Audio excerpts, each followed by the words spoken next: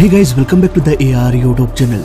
और Jeju air पिछले कुछ मिनटों से जिंदगी और मौत से लड़ रहा है। प्लेन पंछियों के झुंड से टकरा चुका है, जिससे इसका इंजन भी फेल हो चुका है। प्लेन को लैंड कराने के लिए पायलट लैंडिंग गियर को डाउन करते हैं, पर प्लेन का पहिया नीचे नहीं आता। मेडे मेडे मेडे, प्लेन में इमरजेंसी आ चुकी है। पायलट समझ जाते हैं कि अब जल्द ही प्लेन में सवार सभी 181 लोगों की जान जाने वाली है। 29 दिसंबर 2024 स्वर्णभूमि एयरपोर्ट थाईलैंड, बोइंग 737 का एक विमान टेक ऑफ की तैयारी कर रहा था। एयरपोर्ट में इस प्लेन का इंस्पेक्शन किया गया।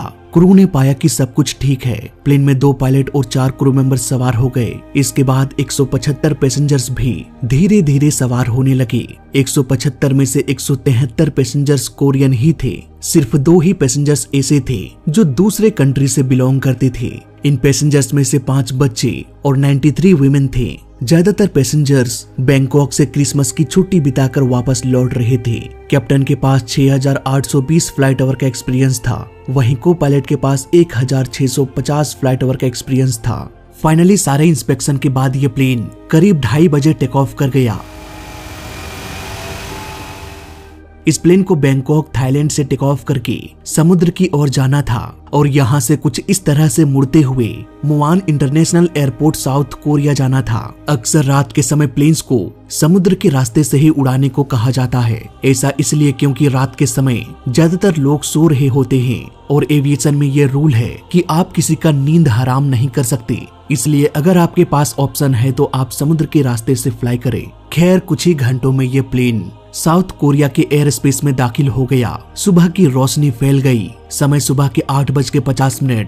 प्लेन मजे से बिना किसी प्रॉब्लम की एयरपोर्ट की ओर लैंडिंग करने के लिए बढ़ रहा था। मौसम काफी सुहाना था। हल्की हल्की बादल और हवा तो ना के बराबर बह रही थी। तभी कोरियन एटीसी ने रेडियो कॉल करके बताया कि थोड़ा संभल के, क्योंकि एयरपोर्ट के आसपास बर्ड्स को नोटिस किया गया है। दरअसल इस एरिया में अक्सर बर्ड्स दिखाई देती है। इस एयरपोर्ट के अलावा भी करीब 13 छोटे छोटे डोमेस्टिक एयरपोर्ट्स है, जहां अक्सर पंछियों का झुंड दिखाई देता है, लेकिन ज्यादातर ये पंछियां प्लेन से नहीं टकराते।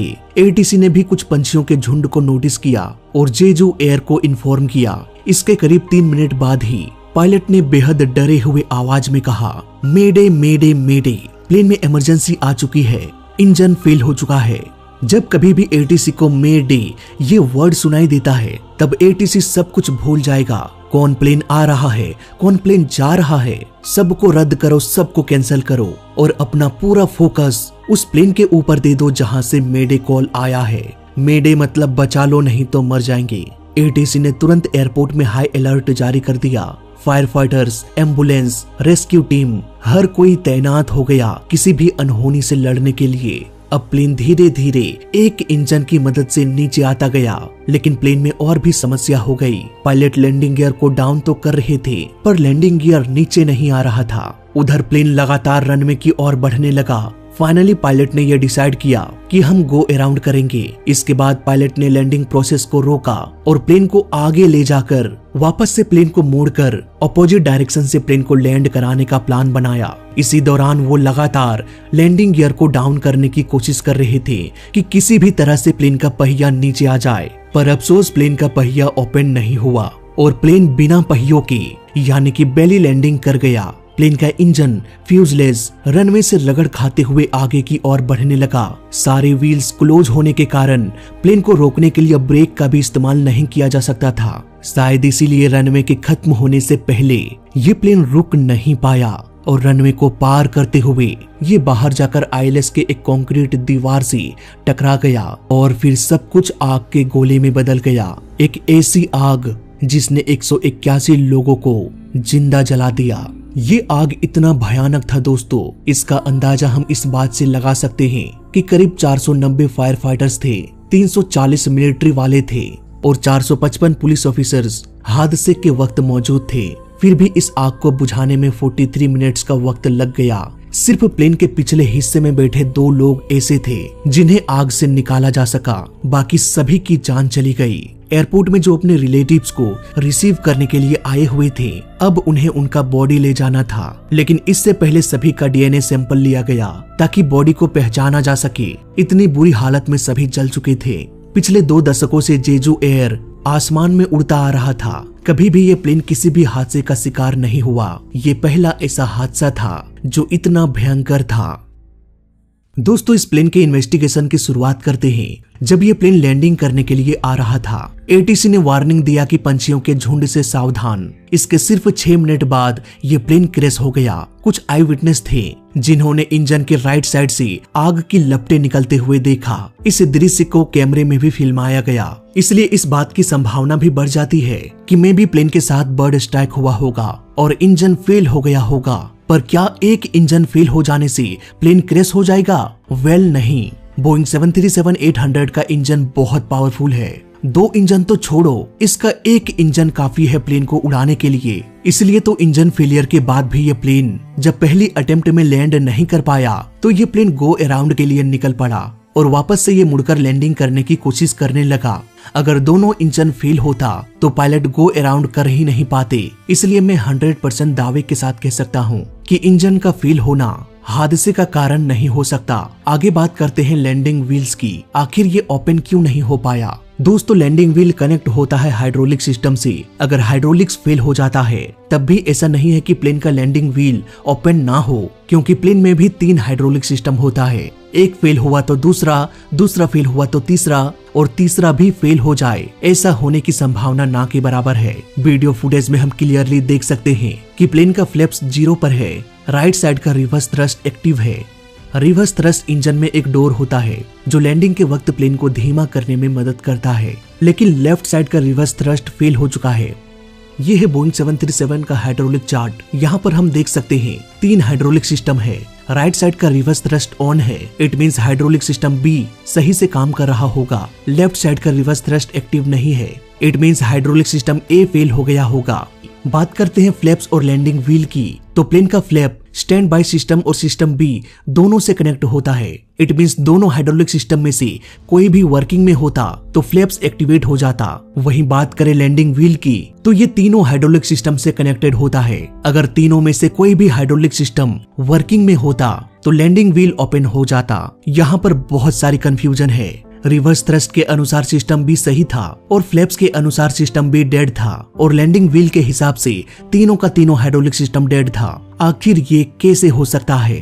तीनों का तीनों हाइड्रोलिक सिस्टम डेड होना ऑलमोस्ट ना के बराबर है, वो भी बर्ड स्ट्राइक से। बर्ड स्ट्राइक और हाइड्रोलिक सिस्टम इन दोनों का एक दूसरे से दूर दूर तक कोई भी नाता नहीं है। इस कंफ्यूजन पर मैं अपनी राय कुछ देर बाद दूंगा। फिलहाल हम बात कर लेते हैं लैंडिंग गियर की। ये लैंडिंग व्हील तीनों में से किसी भी हाइड्रोलिक सिस्टम से डाउन हो सकता था। इवन हाइड्रोलिक फेलियर के बाद भी इलेक्ट्रिसिटी का इस्तेमाल करके लैंडिंग गियर को डाउन किया जा सकता था। अगर इससे भी काम ना बने तो आपको याद होगा ये वीडियो जिसमें मैंने बोइंग 737-800 को उड़ाना सिखाया था। तब मैंने आपको बताया था ग्रेविटी एक्सटेंशन के बारे में। दरअसल सीट के पीछे 3 लीवर होता है जो मैकेनिकली व्हील से कनेक्टेड होता है।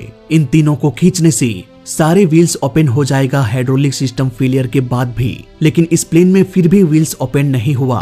क्या पायलट भूल चुके थे कि हमारे पास हाइड्रोलिक सिस्टम के बाद भी एक ऑप्शन है व्हील्स को ओपन करने के लिए? आखिर व्हील ओपन क्यों नहीं हुआ, ये हमें जांच के बाद ही पता चलेगा।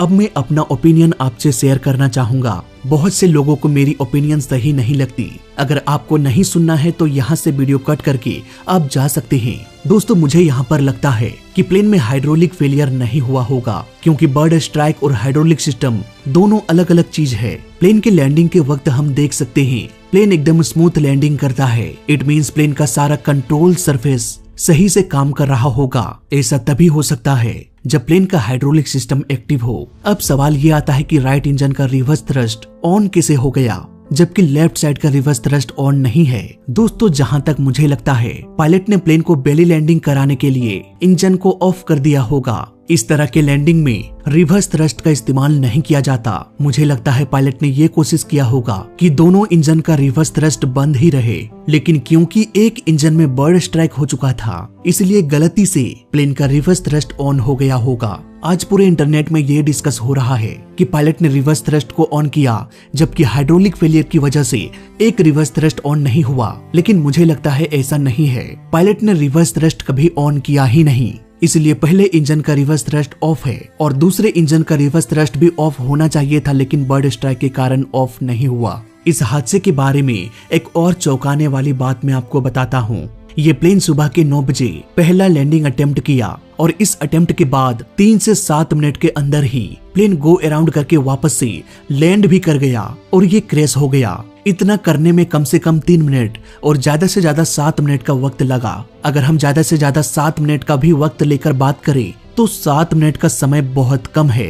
बेली लैंडिंग के सारे प्रोसीजर को फॉलो करते हुए प्लेन को लैंडिंग कराना, सिंगल इंजन की मदद से किसी प्लेन को बेली लैंडिंग कराने का प्रोसेस एक चेकलिस्ट में लिखा होता है कैसे पायलट को क्या क्या स्टेप्स लेना है। लेकिन 3 से 7 मिनट का वक्त, इस समय को देखते हुए ऐसा लगता है कि पायलट ने जल्दबाजी में प्लेन को लैंड करा दिया। बेली लैंडिंग में सबसे बड़ा रूल ये होता है कि प्लेन के टैंक में आग ना लगे, इसके लिए प्लेन के टैंक के फ्यूल को खाली करना पड़ता है। इसके लिए फ्यूल को हवा में ही डंप कर दिया जाता है और मिनिमम से मिनिमम फ्यूल रखा जाता है प्लेन के टैंक में, ताकि इन केस अगर ये कहीं क्रैश हो जाए तो आग लगने की संभावना कम हो जाए। लेकिन बोइंग 737 के केस में इसके विंग्स में कोई भी ऐसा नोजल नहीं होता जिससे कि फ्यूल को हवा में ही डंप कर दिया जाए। इसलिए ऐसे केस में बोइंग 737 या इसके जैसे प्लेन्स को तब तक हवा में उड़ाना पड़ता है जब तक कि टैंक का फ्यूल खत्म होकर मिनिमम तक ना पहुंच जाए। यहाँ पर मुझे ऐसा लगता है कि पायलट ने गलत स्टेप्स ले लिया।